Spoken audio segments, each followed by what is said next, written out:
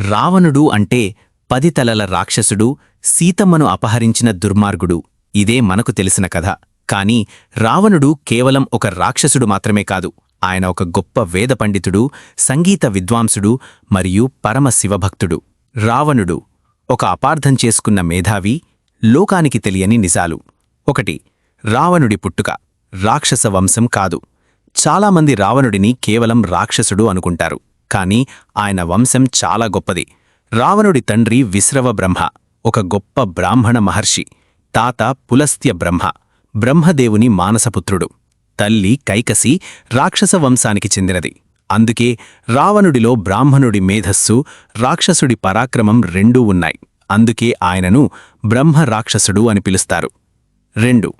10 తలల వెనుక ఉన్న అసలు సైన్స్. రావణుడికి నిజంగా 10 తలలు ఉన్నాయా?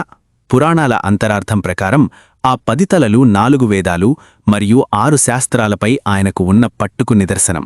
మరో కోణంలో కామ, క్రోధ, లోభ, మోహ, మద, మాత్సర్య, మనస్సు, బుద్ధి, చిత్తం, అహంకారం అనే 10 లక్షణాలకు అవి ప్రతీకలు.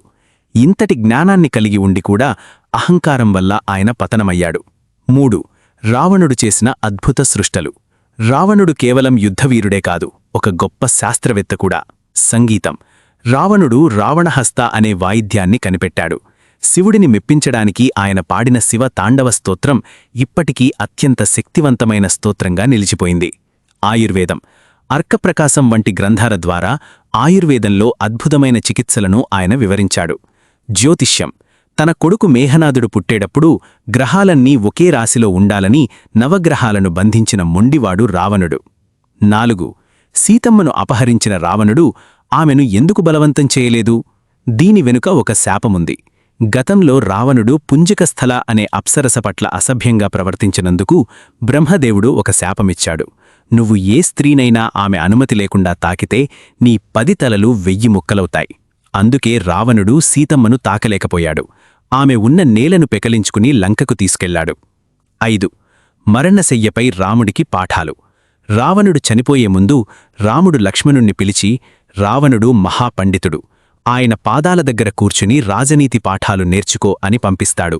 అప్పుడు రావణుడు లక్ష్మణుడితో, ఏదైనా మంచి పని చెయ్యాలనుకుంటే వెంటనే చెయ్యాలి, చెడు పనిని ఎంత వీలైతే అంత వాయిదా వెయ్యాలి అనే గొప్ప జీవన సత్యాన్ని చెప్తాడు. తాను రాముడితో యుద్ధం వాయిదా వేయలేకపోయానని బాధపడతాడు. రావణుడు ఒక గొప్ప పాఠం. ఎంతటి జ్ఞానం ఉన్నా, ఎంతటి శక్తి ఉన్నా, అహంకారం ఉంటే అది సర్వనాశనానికి దారితీస్తుందని రావణుడి జీవితం మనకు చెబుతుంది. ఆయనలోని భక్తిని, మేధస్సును గౌరవిద్దాం. ఆయన చేసిన తప్పుల నుండి పాఠాలు నేర్చుకుందాం. ఈ వీడియో మీకు నచ్చితే లైక్ చేయండి. మీ దృష్టిలో రావణుడు హీరోనా, విలనా? కామెంట్ చేయండి. ఇలాంటి మరిన్ని ఇంట్రెస్టింగ్ హిస్టారికల్ ఫ్యాక్ట్స్ కోసం మా ఛానల్ని సబ్స్క్రైబ్ చేయండి. ధన్యవాదాలు.